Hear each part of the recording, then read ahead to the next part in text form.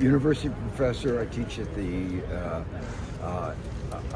Department of Economics, the Business School, School of International Public Affairs. I won the Nobel Prize and the Memorial Prize in 2001. I've spent my life studying what makes for good societies, for good economies, and democracy is essential. An essential part of democracies is a free media and strong universities. Strong universities are important because they provide the critique to evaluate what governments are doing, to ascertain when there's an encroachment on democracies, to criticize it when they are doing things that are against the interest of people, where there are conflicts of interest. That's why anti-democratic forces always begin the attack on the media and on universities. And that's what's been happening in America today. Professors have been given the right of tenure.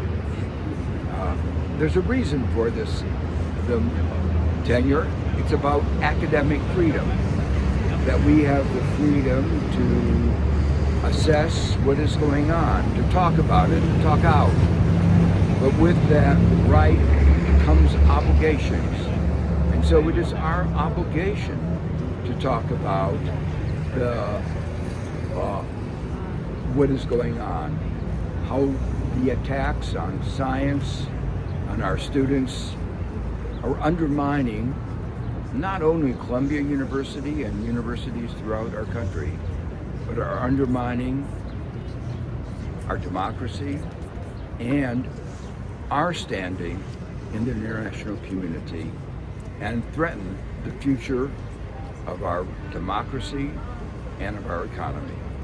Professor Stiglitz, could you answer the question, who is the university? Because a lot of questions are being raised as to how the university will respond if there's a consent decree that's demanded. Who is the university according to you? The university is a community. It is a community of students, scholars, researchers, where we have shared governance. Obviously, the ultimate responsibility is with the trustees. But the trustees have a fiduciary responsibility. And that fiduciary responsibility is not just about money. Obviously, the university cannot continue without money. But most important is academic freedom. If we lose our academic freedom, we have lost everything. And so at this moment, we have to decide what our priority is. And to me, our priority is academic freedom and the defense of our community. Do you believe the university's capitulated to the Trump administration's demands?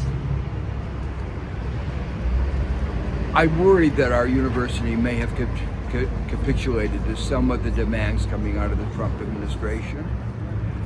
Academic freedom means that we have the right to criticize any government, anywhere, the American government or the government of any other country. We have to do it with decorum and conviction, research, but the notion of academic freedom means that we have to maintain those rights.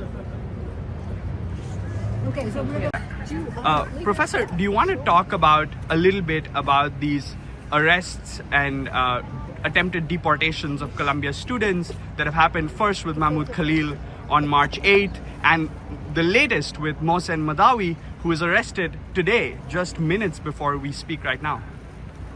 Well, I don't want to speak about each of the individual cases. What is clear is that it appears that there's a pattern of intimidation. A pattern where they're trying to discourage people to protest, and a pattern where they're going after particularly Palestinians.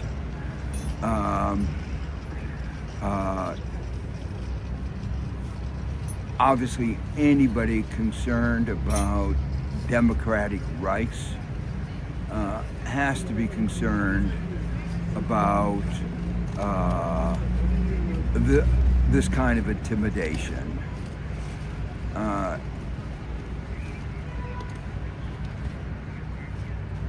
The most disturbing to me were some cases where people have been detained, sometimes with people without clear identity, and you realize then, at that moment, that could have been you. These individuals' rights were abrogated. But if that had been me, my rights would have been abrogated. Now, all of this is happening as part of the Trump administration's supposed fight against anti-Semitism on college and university campuses. But as part of the demands that the Trump administration laid out was the demand that the Middle Eastern, South Asian, and African Studies Department at Columbia be placed into academic receivership, essentially that the control of the department be placed outside the department, outside the faculty of the department, for a minimum of 5 years. Columbia, while not exactly agreeing word by word to that, effectively agreed to it by announcing that it would appoint a senior vice provost whose job primarily, first of all, would be to ensure fairness and balance in Middle Eastern studies. Do you see the federal government demanding this of a private university and one department of a private university without even substantiation as to why it's doing so as an impingement on academic freedom? Very much so. It is a very big impingement. But the withdrawal of funds from science without any due process, without proof of the allegations, with disproportionate responses to the allegations, even were they proved, is clearly a violation. Which allegations are you talking about? Whatever the allegations that they put forward for discontinuing the science grant. The question is, the law is fairly clear about that there's supposed to be hearings, there's supposed to be proportionate responses to violations. This is violating every one of them. And my final question, I know you gave us very graciously, you gave us your time. My final question is, do you feel satisfied with the way that the university administration has responded to the Trump administration over this past month and a half? I worry a lot that the concession on turning over oversight to a set of departments is a violation, a fundamental violation of academic freedom. I worry that what is being called anti-Semitism goes beyond what reasonable people would call anti-Semitism. All of us are concerned about anti-Semitism, just like we're concerned about Islamophobia, discrimination against African Americans, discrimination in every form.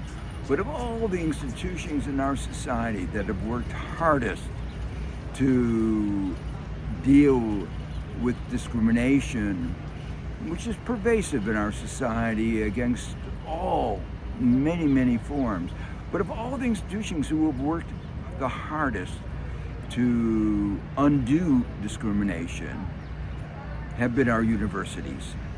And among the universities that has had a long history of fighting anti-Semitism has been Columbia University. So the charges do not ring true. Thank you so much, Professor. Thank you.